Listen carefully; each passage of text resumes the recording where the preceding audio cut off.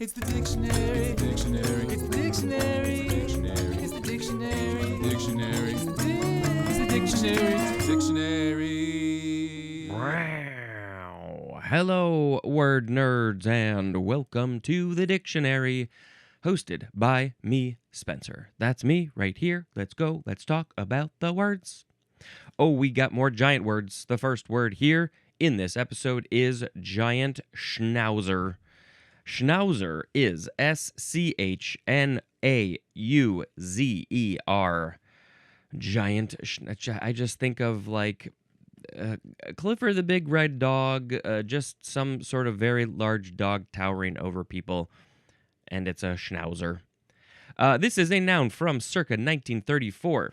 Any of a breed of powerful, heavy-set schnauzers that attain a height of 23.5 to 27.5 inches, which is 60 to 70 centimeters. A height of that. Now, is that the height to their shoulder or the height to their head? I believe I have heard that dogs are often measured to their shoulder. Let's look up the picture of the giant schnauzer. Let's see. What I need to see is the giant schnauzer compared to a person. Oh, yes, it looks pretty big. It looks like about the size of that person. But I guess the thing is that most schnauzers are on the small side. And so a giant schnauzer is, like normal large dog size. When you say giant, I expect it to be giant, but it's just bigger than the normal one. Is this a giant schnauzer compared to a regular schnauzer? Yeah, it's friggin' huge. Giant schnauzer. Okay, sound effect time. Let's go. Now we have the entry, giant sequoia. Sequoia is Sequoia. A word that has all of the vowels, unless you're using Y. It doesn't have Y. So this is a noun from circa 1931. An evergreen tree, and then it has the species name. It is of the bald cypress family that grows on the western slopes of the Sierra Nevada mountain range and sometimes exceeds 270 feet, which is about 82 meters. That is its height. It is called also,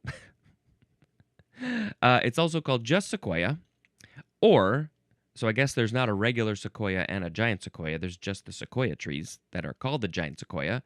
It's also called, this is what is so funny to me, big tree. Is that another scientific term for the giant sequoia? Big tree. Whoa, big tree. The species name is, Sequoia dendron. That's one word. And then also giganteum. Sequoia dendron giganteum. Ooh. So good. I think obviously I have to be posting pictures of these giant things on the social media. Giant schnauzer, giant sequoia, and we got more. Anything else to say? Did I miss? Just big tree? Big tree. Look at that big tree. Next is giant slalom. Noun from 1952. It is a slalom race for skiers on a longer and steeper course than that used for the regular slalom. Some people were just like, man, this slalom, I shall call it a regular slalom because it's fine. I'm so used to it. I'm so good at it. I need a little bit more of a challenge. Can we make one? Can we make a slalom that will be bigger, longer, steeper than the regular slalom? What shall we call it? I don't know. Giant slalom. It's like giant. Yeah, now we got a challenge for ourselves. Giant slalom. Okay, that's it for giant slalom. Let's go on to giant squid. Giant squid, noun from circa 1890. Any of a genus of extremely large squids that may attain a length of, oh boy, this is what boggles the mind, 60 feet, which is 18 meters. And it includes the largest mollusks known. The genus name is Architeuthis, and tooth, that part of the word is Teuth, Architeuthis. There has been a lot of talk, I guess, just in my lifetime about giant squids, and I think that it was like, are they even real?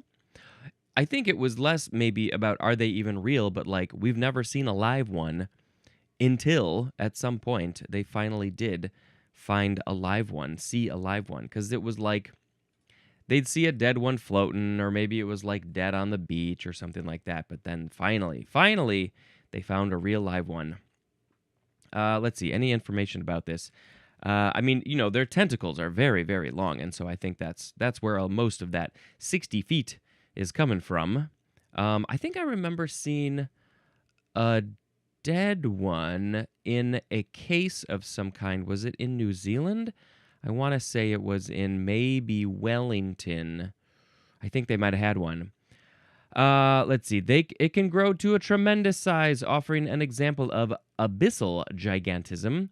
Recent estimates put the maximum body size at about 16 feet for females, 5 meters, with males slightly shorter. Now, that is very different from what the book said. That said 60 feet. This says 16. Interesting. I think that there is more to this story. Oh, claims of specimens measuring 66 feet or more have not been scientifically documented. Oh, okay. So maybe the book needs to update their stuff and be like, well, this is their average size, and maybe, possibly there's some others, but science doesn't know. In 2004, a Japanese research team obtained the first images of a living specimen in its habitat. So it was only 22 years ago at the time of recording that the first live one was spotted. Okay, giant squid. Now, let's move on to giant star. Noun from 1912. A star of great luminosity and of large mass. Just one of those stars out there. We got medium stars, we got small stars, and we got giant stars. Our star, our sun, is only a middle-sized star.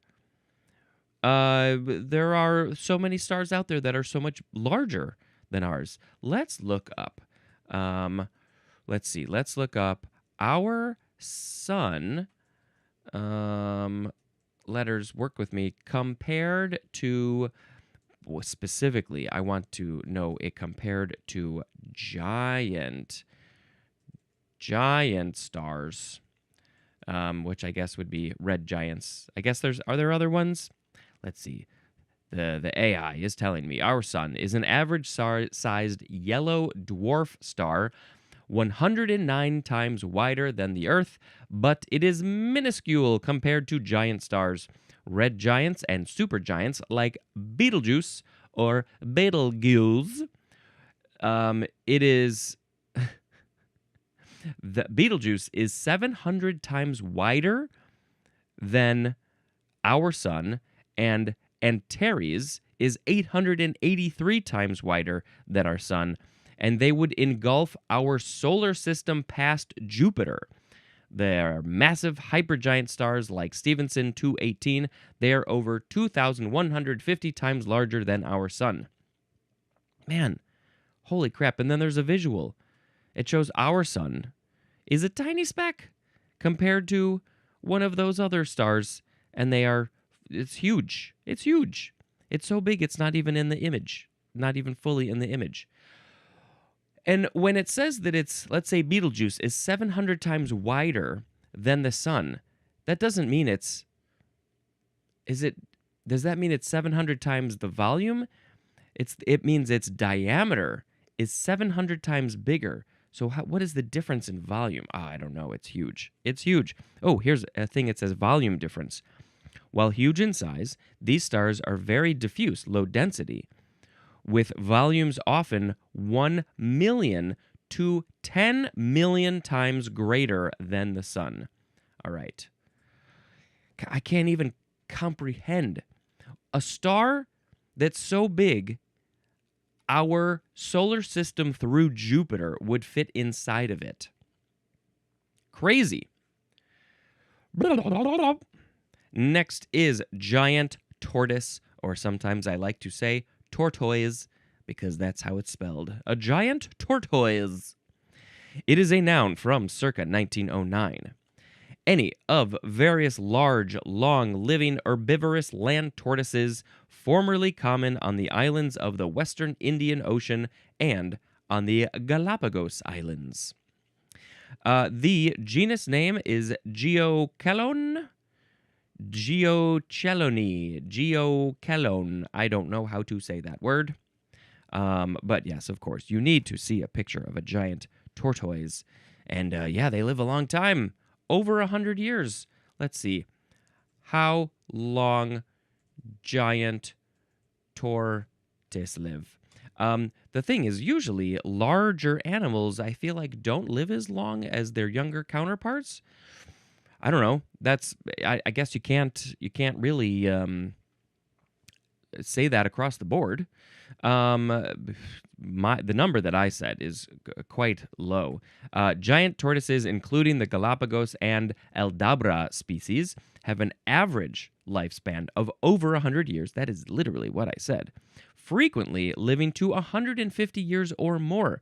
Some individuals are verified to reach 180 or 190 or more years, such as Jonathan, a Seychelles giant tortoise estimated to be over 190 years old, making them among the longest living animals on Earth. In fact, it doesn't say it here, but there was a tortoise that I believe, I don't know if they're still alive, but I believe, unless it was Jonathan, that they were owned by, was it Darwin? And then also owned by the crocodile guy from Australia, which is a very large span of time. Jonathan, specifically, we mentioned him. His age is estimated to be 193. They think he was hatched in 1832. He might live to be 200. He was brought from St. Helena in the Indian Ocean, along with 3 other tortoises to England, I think. Anyway, it just boggles the mind that they've been around for so friggin' long. They just live so slow. So slow. How slow are they? They're so slow. Okay, let's move on to giant water bug. It's our last giant word. Noun from 1901. Any of a family of very large predatory aquatic bugs capable of inflicting a painful bite. And I, of course, need to see now a picture. I mean, I don't necessarily want to see a picture of a giant water bug, but I feel like it is necessary for what I am doing here in this world. And, yeah, that thing is like as long as your fingers, your adult fingers, or maybe the palm of your hand, something. Yeah, and it's got, it does not look like something that I would like to be interacting with whatsoever. As water bugs go, it's huge. So huge, in fact, we might call it giant.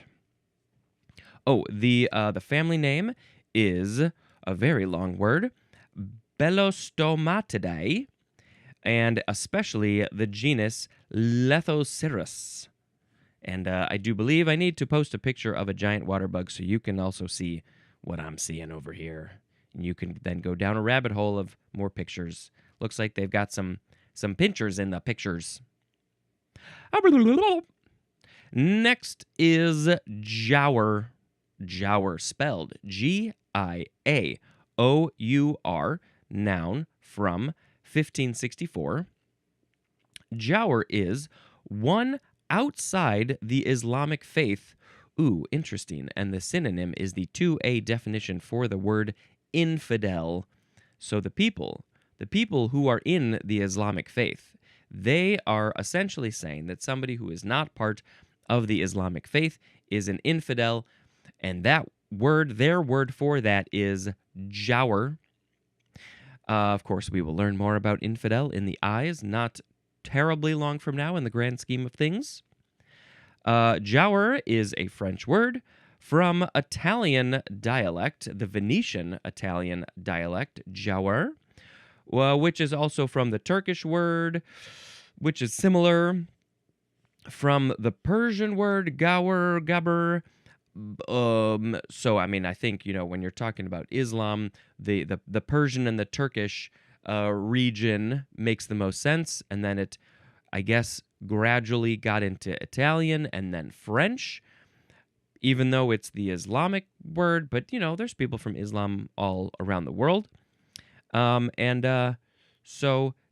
doesn't say what this Persian word means. I guess we could try the translate and see if it's gonna give us anything. But my guess, of course, is that it will just mean infidel. When I go to the word gawr, spelled Gawr in Persian, it doesn't really translate to anything. But, Persian and, these English letters don't necessarily talk to each other very well. So let's try this Turkish word, gavur, it looks like it's spelled. If I can find my proper letters, I don't know where they are. They have left the building. And let's change this to Turkish and see what it has to tell us. Come on, Turkish, where are you? You are here somewhere. You are right there. Oh, yep, it does translate to infidel. Good, thank you for that confirmation. I appreciate it. Now, we shall move on to... We have the word giardia or jardia. Either one is fine. Giardia, giardia, noun from 1918. It is any of a genus, Giardia, of flagellate protozoans inhabiting the intestines of various animals and including one that is associated with, here we go, it's associated with diarrhea in humans. So if you somehow get these Giardias in your system, then you might be having some diarrhea, or is it vice versa? You got the diarrhea and then you get them, or it's probably they are causing the diarrhea, I would assume. Let's see. There's a couple species names. So the genus is Giardia. So the species name would be Giardia lamblia. Lamblia. And the other one is Giardia intestinalis, which means I'm guessing that they get in your intestines. Okay, this does not make me happy. Where does this word come from, though? We finally have some etymology in this episode. This is from Alfred M. Giard, Giard, who was a French biologist who died in 1908. So 10 years after Alfred died, they named this protozoan. It doesn't say, it's not a bacteria, it's a protozoan with little hairs on it, and they named it after him 10 years after he died, because maybe he was the first one to learn about them, and that's usually how those things go. But we now have what looks to be a similar word, a related word. It is giardiasis. Giardiasis. Or giardiasis, or jardias. Now, how do you say that one? Jardiasis, that would be it. This is a noun from 1919, just 1 year later. It is infestation with or disease caused by a giardia. Don't want an infestation of giardia. Boy, my Google search is all messed up. How would you get an infestation of giardia? This is what I want to know. Now, it says it's in mammals. Giardia is an intestinal infection caused by swallowing this specific parasite. Now that says parasite. Typically found in contaminated water, food, or surfaces holding microscopic fecal matter. So that's why we wash our hands, we wash our food, we wash our plates and counters and all the things, because there could be microscopic fecal matters or other things, parasites and bacteria that we don't want to be ingesting. So common causes include drinking unfiltered water from lakes or streams, poor hand hygiene in daycare settings. I don't think you need daycare settings. I think you could just say poor hygiene, hand hygiene all across the board, because a lot of people are pretty terrible at washing their hands. Also, consuming contaminated foods or through oral, anal sexual contact. So, if you are putting your mouth parts on somebody's butt parts, then it would make sense that if they have the giardia, I guess, in their intestines, then you might get some of that too. That's something that you got to be aware of. If you want to do that in a fun sexual way, you got to be aware of, like, hey, I might get some giardia if I'm putting my mouth stuff on their butt stuff. But yes, wash your hands, clean your stuff, do all these things. Don't be drinking untreated water from lakes or streams. You don't know what's going on in there. They have those like tube filter things. They're like a straw, but then when you can sip up the lake, the stream, the water directly from there, and it filters it right there, and they're pretty amazing, I have heard. So that's a good way to not get the giardia. And then the giardiasis. Nobody wants that. Maybe there's somebody who does. I don't know. Moving on to gib, G-I-B, first form, noun from 1561. It is a male cat, specifically a castrated male cat. I don't know if I have heard of this one. I think I've heard of a tomcat. But a male cat is called a gib. Did you know this? It is from gib, which is a nickname for Gilbert. This is from the 1500s. What? How are cat? This is what I'm looking up. How are cats related to the name Gilbert? What is there's some old reason for this. Oh, there's a thing about, okay, cats are historically and linguistically related to the name Gilbert through the term gibcat, or gib, spelled G-Y-B. It was a common nickname for a male cat from the 16th to 19th centuries, similar to how Tom is used today. I never heard of this. Let's see. It's from the male name Gilbert. In medieval England, the name was so commonly applied to cats that gib became a generic term for a male cat. The term appeared in literature, such as in the 16th century play Gammer Gurton's Needle. And then in the quote, it says, "Gib our cat." So I wonder if that's a quote from the play, and they were saying, our cat is Gib. Also, in Shakespeare's Henry IV, Part 1, he said, "I am as melancholy as a gib cat."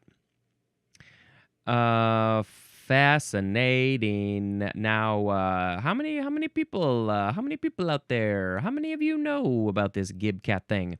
Oh, in the musical Cats, in some versions of the musical, the character Growl Tiger was originally named Gilbert. Okay, cool. The things that we come up with when we read the dictionary. Now we have the second form of gib. It is a noun from 1795. It is a plate of metal or other material machined to hold other parts in place, to afford a bearing surface, or to provide means for overcoming looseness. I have to overcome my looseness somehow. Maybe I can find a metal plate.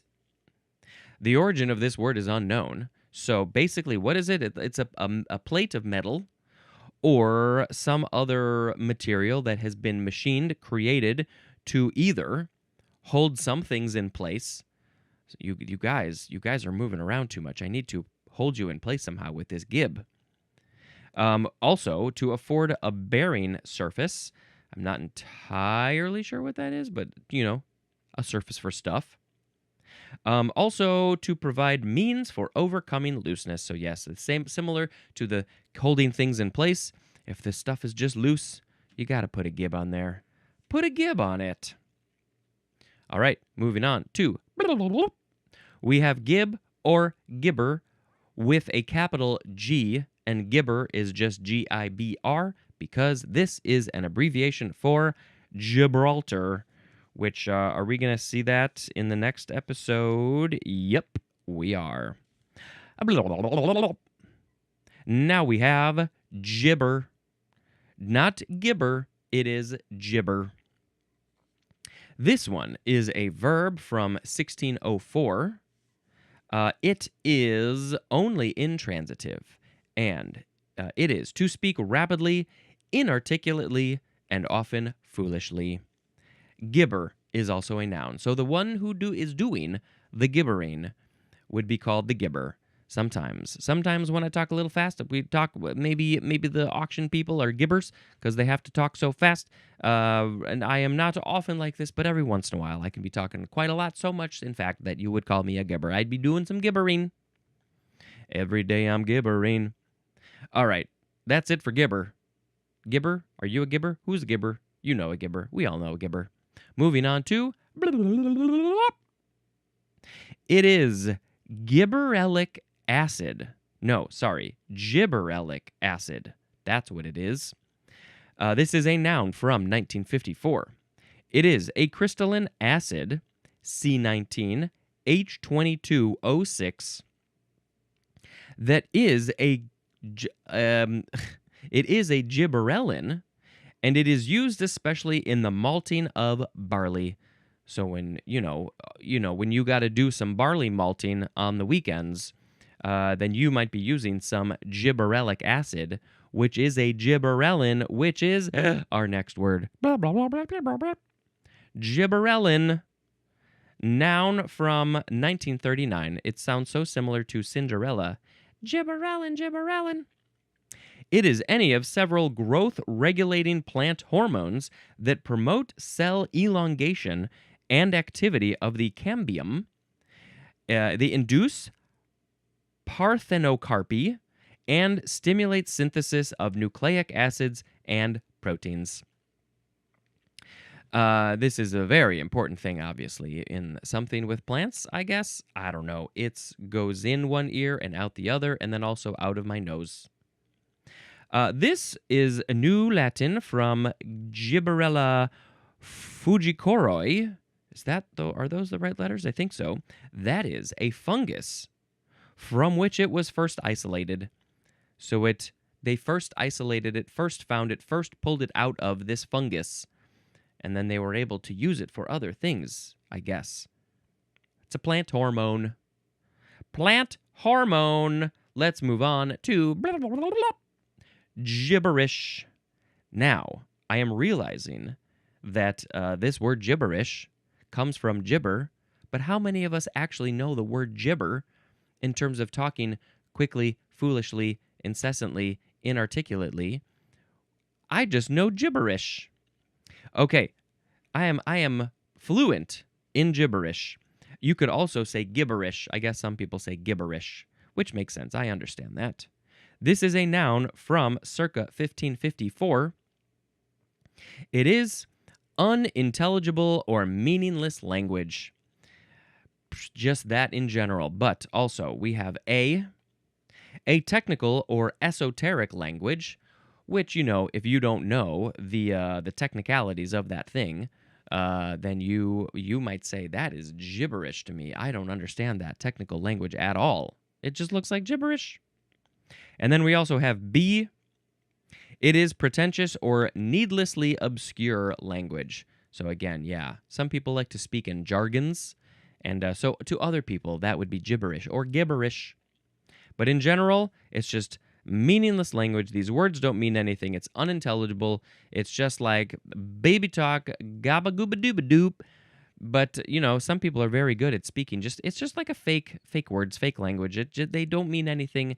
They're just sounds and stuff. And sometimes you will put maybe a little bit of emotion, make it sound like you're speaking a language when it's just gibberish. It says it's probably from the word gibber, which 100% makes sense to me. All right, moving on to our very last word. That's a little bit of my gibber, a little bit of gibberish, showing you a little gibberish when I go. Sounds like chicken.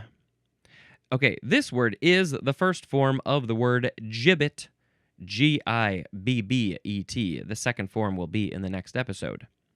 It is a noun from the 13th century.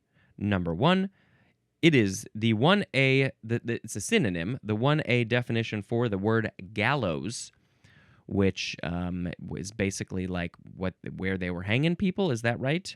The gibbet is the gallows? Number 2, an upright post with a projecting arm for hanging the bodies of executed criminals as a warning. What is the difference between gallows 1A and this one, number 2? I got to go back because, the gallows 1A is going to be very specific. Now, the 1A one might be not related to hanging people, but clearly this number 2 definition was. So maybe the gallows was a similar structure, vertical with an arm, but maybe it was used for something else. Going back to the other pages to see what was the 1A definition for gallows. It was a frame, usually of 2 upright posts and a transverse beam from which criminals are hanged.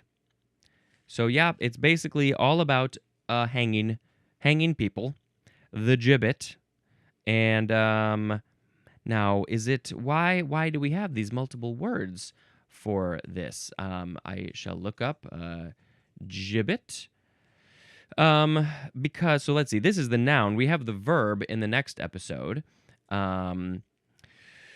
Yeah, and maybe it's just an older term for it. That's literally what it is, just a gallows. A gallows-type structure used historically to publicly display the bodies of executed criminals, often in iron cages, to deter crime and instill fear. Typically placed on high-visibility routes, the practice served as a postmodern punishment and, in earlier times, a method of execution by exposure. Yeah, not fun at all. Back in the day, though, people were doing some bad things, but, there's reasons, lots of reasons why people are doing bad things, and maybe we didn't, at the time, have the knowledge or the respect for, what people were going through. Okay, yes, I have not heard of that word. And now I know it, and we're just learning words here. We're learning words left and right. We're learning words like gibbet, which is a gallows. We're also learning words like gibber, about talking a lot and quick, and we're also learning words like gib, which is a male cat. All right, let's pick a word of the episode. We got to pick one. Today we had giant schnauzer, giant sequoia, giant slalom, giant squid, giant star, giant tortoise, giant waterbug, jower, giardia, giardiasis, gibber, gibberellic acid, gibberellin. Are those correct? Yes. Gibberish and gibbet. Okay. I think I'm just going to pick gibberish as the word of the episode. I guess that means that I have to sing a song in gibberish. I don't know how to do that. Oh, my brain was like, what? Are you even prepared for that at all? No, not at all. I just want to speak English. Blue be da boo boo boo, shada doom bash shugga doom. I'm basically scatting. Oh no, that's not gibberish. That's not either. Scooby dooby doo boo boo ba da dee doo. Slanning gong flom bongoon chang doong. Yep, I'd say that was gibberish mostly. Now, it's movie time here on the podcast about words. The next movie I saw was, oh, you've heard of it. You heard about it a very long time ago if you are a regular listener of this podcast. It is the movie Tight and Nerdy.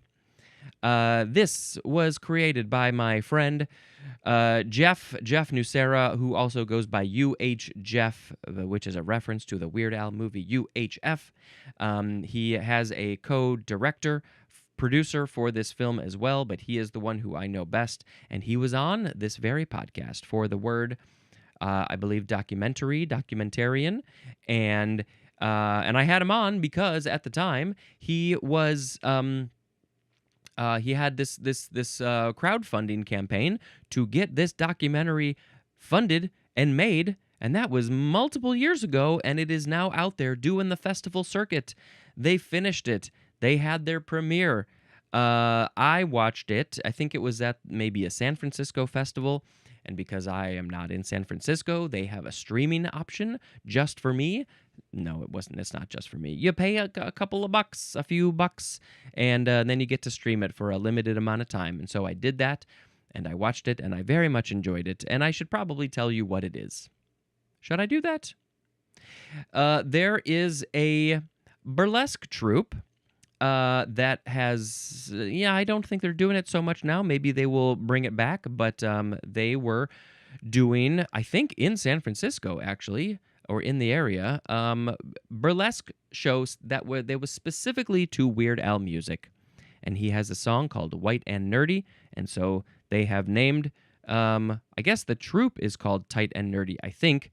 And the movie is also named Tight and Nerdy, and you should totally watch it whenever you get a chance. And at the time of recording, just in like a week or two, I think it's actually going to be playing in a couple film festivals not far from Chicago. But of course, this episode is airing much later than that. And it's so good and it's so weird, and the people, it's really follows these four women mostly, and also a little bit of Weird Al, and about like their journey, what they're doing, and they're getting ready for a specific show, and you get to just learn about them and who they are and how they got into Weird Al and burlesque and everything, and it's so good. I will quickly tell you about another movie which is, couldn't be further on the opposite side of the spectrum of film. This one is called Voice of Hind, Rajab. And this movie is, my God, what to even say about this? It is based on a true story. It is, I believe, up for Best Foreign Film at the Oscars, which are just in 5 days from now for me, so it very well could win. And it tells the story of the people who are, they're in, are they in Gaza? I guess they're in Gaza, and they're called the Red Crescent Volunteers, which is, I'll just read the description. Red Crescent Volunteers receive an emergency call from a 6-year-old girl who is trapped in a car under fire, and my God, it's heart-wrenching, and it's all real. Like, there are certain moments of certain scenes that had to be written because they weren't recorded, but so much of this situation was actually recorded on audio, on video, so they have the recordings.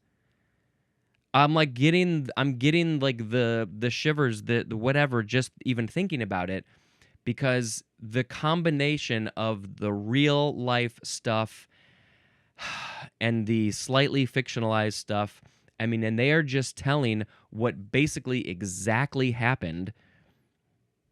And that's all I can say. That's all I want to say. And you have to watch this movie, The Voice of Rajab. It's